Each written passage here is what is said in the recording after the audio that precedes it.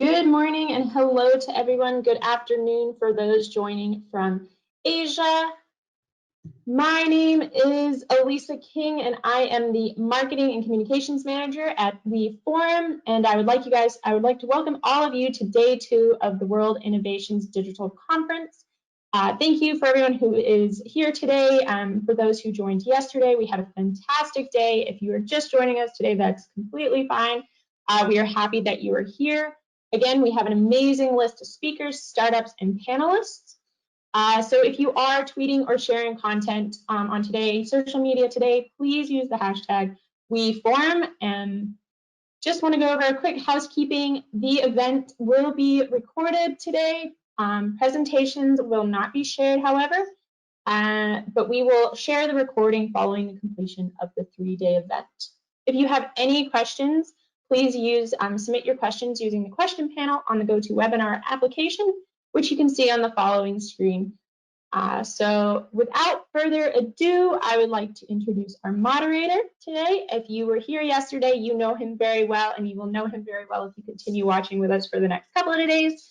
His name is Douglas McKevitt. He is the head of the MSCBA Online Business and Marketing and the head of Digital Learning Services at the Luzern University of Applied Sciences and Arts, or as we know it as Hochschule. So without further ado, I will let him take it away.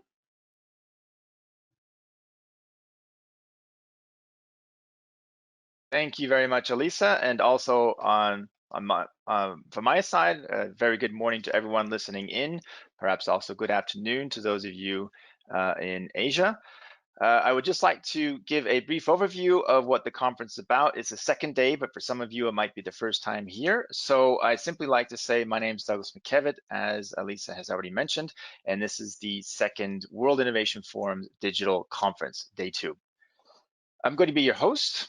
Just so that you know, we're broadcasting from Switzerland, and we'll be basically gathering speakers and also startups from all over the world, global perspective, and so you'll have a chance to interact with them through the chat if you like, but also I'll be asking questions that I've seen from some of the questions that we received in yesterday's conference, but also today's. The aim of the World Innovations Forum is to work with and inspire top entrepreneurs from selected developing nations to bring their respective countries to prosperity and independence by the end of this decade.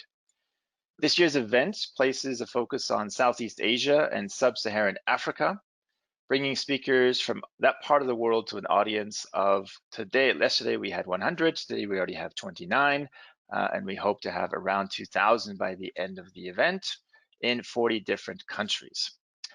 All of that is happening during this century's worst pandemic at a total net of 0 CO2 emission, 0 travel costs, 0 travel expenses. On the one hand, you're protecting the environment. On the other hand, you're also receiving top insights, know-how transfer, and network opportunities from all over the world. So to the format of the event. You will hear today from promising startups and successfully established companies, from keynote speakers addressing the future of innovation and entrepreneurship in their countries, and from country ambassadors discussing investment opportunities in places as diverse as Rwanda and Nepal. Today's podium discussion around innovation and entrepreneurship will offer you the collective wisdom and insights from practitioners in the field, while top startups from Asia and Africa will present their companies to our judges. Yesterday, for example, we heard from startups in Kenya, Cambodia, and South Korea, while the keynotes touched on the drivers of innovation, such as entrepreneurial mindset and the evolution of innovation across the decades.